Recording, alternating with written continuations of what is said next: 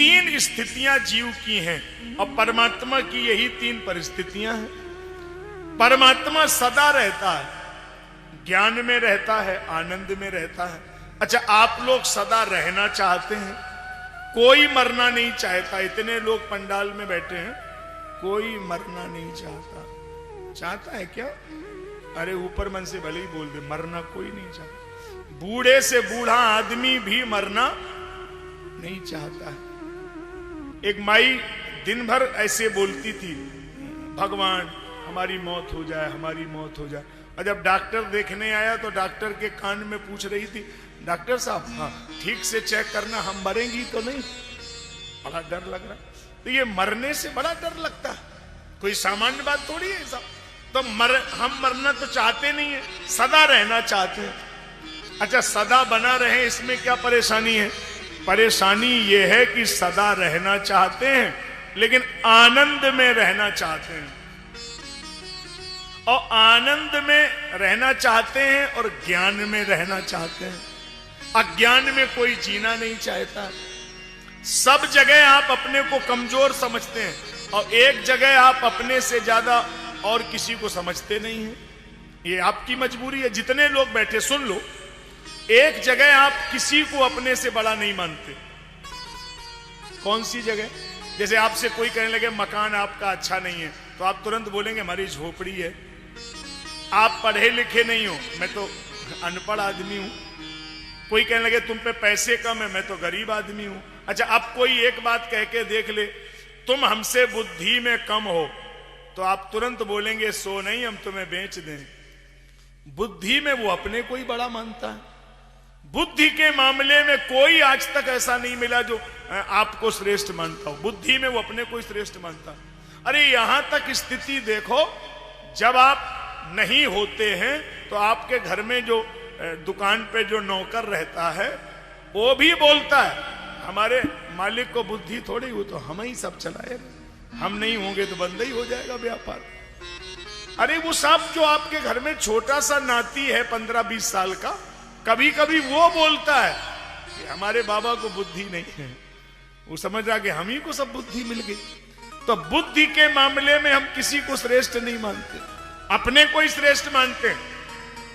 सदा रहना, ज्ञान में रहना और आनंद में रहना।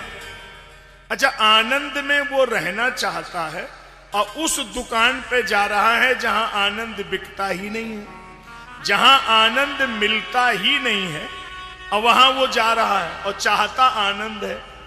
कैसे मिल जाएगा? जैसे एक सज्जन थे और वो साड़ी खरीदने गए। कोई एक करवा चौथ निकल गया, अभी नहीं कितने दिन पहले निकल गया, 2-4 दिन पहले निकल गया। अब वो कोई करवा चौथ का टाइम हो, साड़ी खरीदने के लिए गए। कोई होंगे अरुण कुमार, कोई होंगे ठाकुर, कोई थे। अब आप तो जानते ही वो तो मस्त आदमी, तो बोले साड़ी दे दो। बोले ले जाओ, लेकिन देखो एक बात समझ लो, हमारी पत्नी को पसंद नहीं आई तो वापस करना पड़ेगा। उनने कहा साहब आप दुकान पहचान लो, वापस कर देना कल।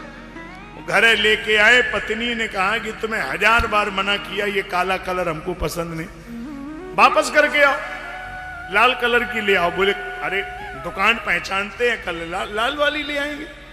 अब वो सुबह गए और मिठाई वाले की दुकान पे साड़ी पटक दी, लो वापस करो।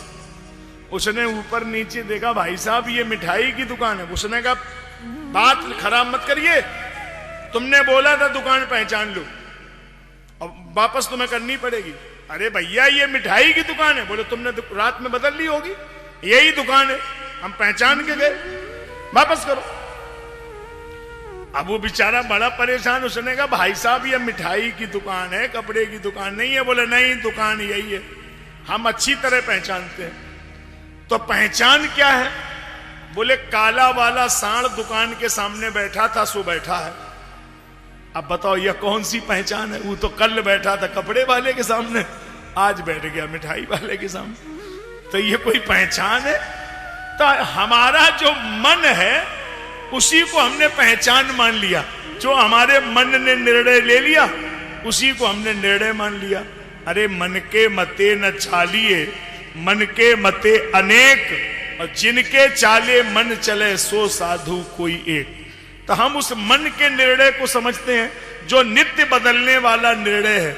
आज हमारा मन कहीं और लगा है, कल कहीं और लगेगा, तो उस मन के निर्णय को ठीक नहीं समझते हैं।